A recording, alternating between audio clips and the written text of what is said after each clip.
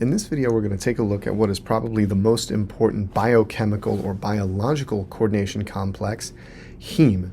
Heme is a coordination complex found in living systems, most famously in the protein hemoglobin, where its purpose in life is to bind and carry around oxygen, O2, that we breathe. Hemoglobin helps ferry O2 from our lungs to tissues where the energy built into O2 is needed. A structure for heme is shown at the center of the slide, and we can see it's a coordination complex. We have a metal center surrounded by an organic ligand. The metal center here is iron 2, Fe2+, in the +2 oxidation state, and the ligand is a macrocyclic or large ring organic compound known as a porphyrin. Now, this particular porphyrin contains 4 nitrogens that are linked to the metal center. 2 of these are X-type anionic nitrogens, and 2 of them are L-type neutral nitrogens. And this is actually worth pausing and working through on your own to verify the anionic and neutral ligands here. And so with 2 anionic or X-type binding points to the metal center, the iron is in the oxidation state of +2. And that Fe2+ is pretty good at binding dioxygen. And so this complex has the capacity to bind O2 as well as other ligands. The geometry at the iron center is square planar in heme itself. However, ligands can bind above and below the square plane to create a square pyramidal or octahedral geometry, and we'll see examples of that in the remainder of the video. Now, the protein in which heme mostly finds itself is known as hemoglobin. The hemoglobin protein consists of a very long chain of organic atoms, amino acids, linked together, and the heme groups are linked to a particular amino acid residue in the long chain known as histidine. Hemoglobin consists of 4 subunits, each of which has 1 heme molecule, and so each subunit has the capacity to bind 1 molecule of oxygen. And we'll see that O2 binds opposite the histidine residue to create an octahedral geometry.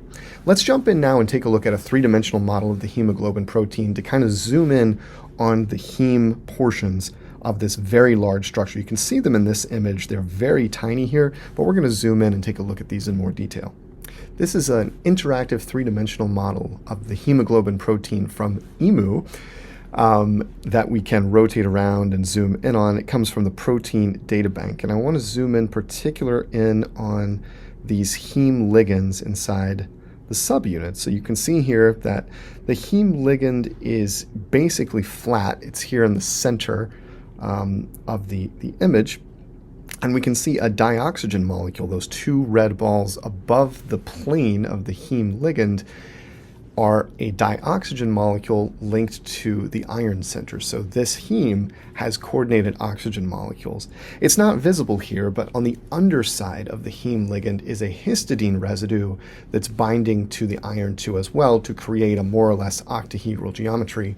The only other thing I would point out here is that it's interesting that the oxygen is bonded sort of in a side-on way to the iron center, not exactly dead-on. The geometry at oxygen is not linear, and it's also not exactly bent. It's sort of side-on, which is a unique mode of binding for sure, not one we'll have time to dig into in more detail, but the most important thing for the time being is just to note that O2 can bind the iron center, and this is how hemoglobin does its job, essentially, of carrying oxygen through the cells in our bodies on a molecular level scale here. When hemoglobin is operating normally, O2 is binding in that spot where we just saw it. However, in the presence of carbon monoxide, CO is actually a very similar molecule to O2 if you get down to looking at the Lewis structure. And we find that heme binds CO essentially 200 times more tightly than O2. So if the pressure in the air of CO is relatively high, it's going to bind heme in hemoglobin. And this in and of itself wouldn't be too bad. It would just inactivate a portion of the heme in our bodies. But what really makes carbon monoxide toxic is in the second bullet point here. CO binding in hemoglobin discourages the other heme units from releasing their bound O2. What this means is a bunch of oxygen gets bound up in hemoglobin, and hemoglobin is unable to fulfill its duty both of binding O2 in the lungs and then releasing it when it gets to the tissues. So the result then is hypoxia in the bodily tissues. There's no free oxygen available for those cells to use for cellular respiration, and toxicity results from that situation. And so on the slide, you can see CO bound to a heme ligand in hemoglobin. And actually at the bottom of this slide, we can see a histidine residue that is holding the heme in place in the protein. This squiggly line indicates the rest of the hemoglobin protein. And on the other side of the plane of the heme molecule, we have that carbon monoxide molecule here. And you can imagine carbon being less electronegative than oxygen is going to be better at binding the iron center, better at donating electrons than an oxygen atom would be. And this is part of the origin of the stronger binding affinity of CO for iron 2 than O2.